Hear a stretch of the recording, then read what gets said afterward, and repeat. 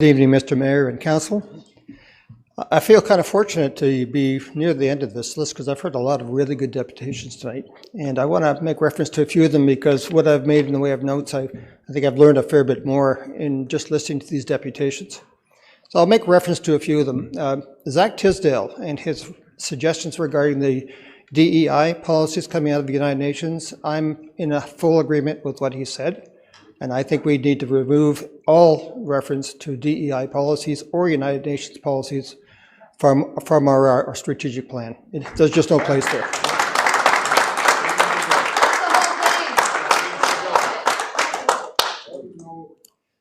Kirsten Kelly read a declaration that came from an organization called Civis for Reform, which I've been part of as well. And that declaration is a brilliant document. And I would like to recommend to City Council that City Council adopts that declaration as part of your strategic plan and to base your policies on that declaration. We'll provide a copy.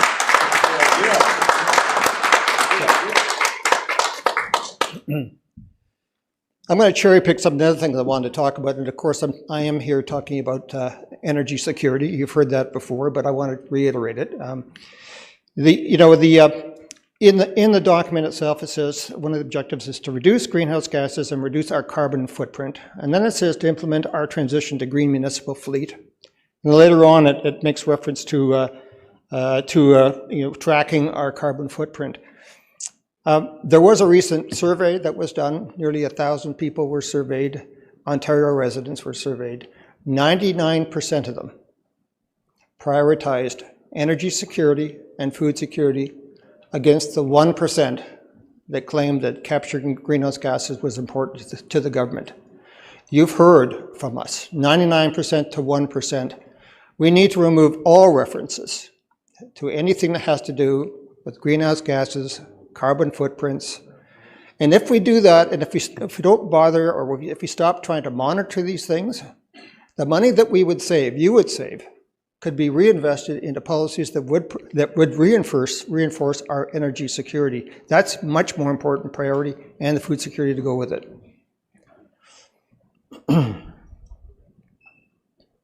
Yeah, I guess the other thing about this climate change initiative is that if you were to remove climate change as a priority or even a topic, an area of responsibility under the city government, then what you might want to do is encourage everybody in the city who happens to believe that there's a climate crisis going on to put together their own money, their own time, put together their own initiative, and fund their own individual projects to address specific projects that will mitigate their concerns.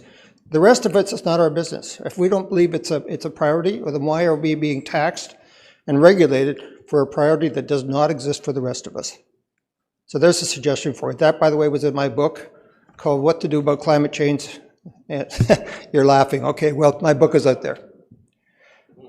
The other thing is that I've been sending emails to all of you, as you know, and I've been trying to provide you with information that I don't think you're seeing. And one of the ones I sent earlier today was an extremely good discussion between Dr. Jordan Peterson and Dr. Scott Tinker, and it's a realistic conversation about energy. It's about 2 hours long, but I would really encourage you and everybody who's watching and listening to this to listen to that conversation. Really balanced, very informative, from a guy with a PhD in geology.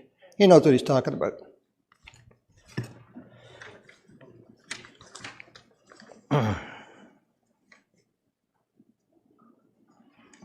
I've already referenced United Nations. I don't want any part of them at all. In this city, we should have no reference to the United Nations whatsoever. I was concerned about the survey itself, and I did fill out the survey. But I put a lot of comments in the survey, and it was really biased. I mean, terribly biased. The problem with it is, and I think Kirsten Kelly had referenced it, is that everything was pertaining to an agenda that seems to be coming out of the United Nations. But what for me, as I read it, it said, well, that just means that we're going to be giving the government more responsibility. And as the government takes on more responsibility, that'll be more municipal spending. And that'll mean more bylaws and enforcement requirements. And therefore, it'll be more government growth in the municipal government. And I don't think anybody here has voted for that. I mean, in fact, there's a lot of people in this room that want less government, not more government. And I think that I would like to hear from the people. Are you agree with me? Yeah. Come on. There you go. So to get rid of the bias, some of the things you might want to add to that next time around is the following. In the choices that you offer, you say, choose 3 out of the 15 or 12 priorities that you've set. One of the options should be none of the above. They do it in all kinds of elections. None of the above. Very simple. Another suggestion, how about putting one that says, I'd like to reduce taxation by 5% every year for the remainder of this term, and do that by eliminating low priority programs and or services to accommodate these tax reductions, like getting rid of greenhouse gases. I get you to wrap up, please.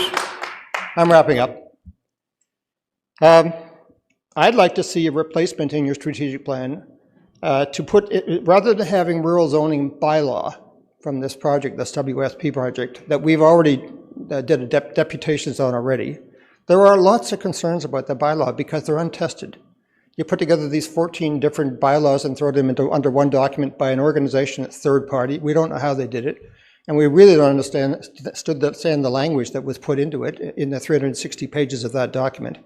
So I'd recommended in previous deputation is let's put together, instead of a bylaw, a best practices compendium that can be used to deal with citizens so that you can respect their property rights and their reasonable choices as property owners in a negotiation settlement with the city, not with a bylaw and a set of rules. So that's another part.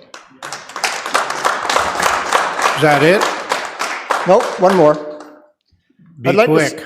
I'd like to see in our priority of our strategic plan to establish a staff accountability and fast-track policy and process. And what I'm suggesting to a reference to is the deputation I heard by the Arnolds a couple of days ago, where after 27 months, after the city gave them bad advice, and they went ahead and bought a land, and on that bad advice, they've been spending 27 months to get a building permit to build that. And somebody in the city who gave that bad advice needs to be accountable for that and pay for it. So that's what I'm suggesting. I'm calling it a staff accountability and fast-track policy.